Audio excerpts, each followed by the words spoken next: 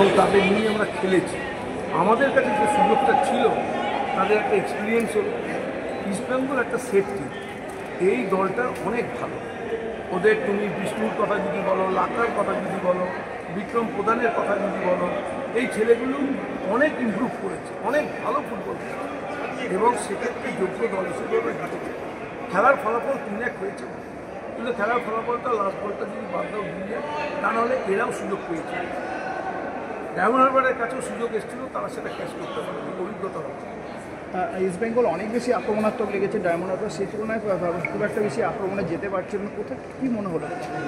মাঝমাঠের থেকে বলটাকে তুলে যে আক্রমণটা সানাতে হবে, সেই কাজটা কিন্তু আজকে ডায়মন্ড হারবারের ছেলেরা করতে পারে। সুপ্রতিভ হাসদারা সেই কাজটা আজকে ঠিকমতো করতে পারে। ইস্টবেঙ্গল অনেক বেশি থার্ড ম্যান মুভ করেছে, অনেক ভালো ওয়াল খেলেছে।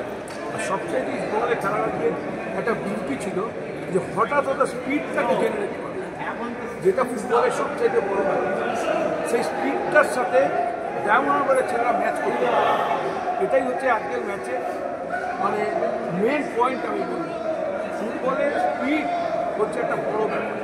সেই স্পিডটাকেই ম্যাচ করতে পারেনি ডায়মন্ড হারবারের ছেলেরা, তাই বারবার তারা ভুলের খাতে জড়িয়ে পড়েছে।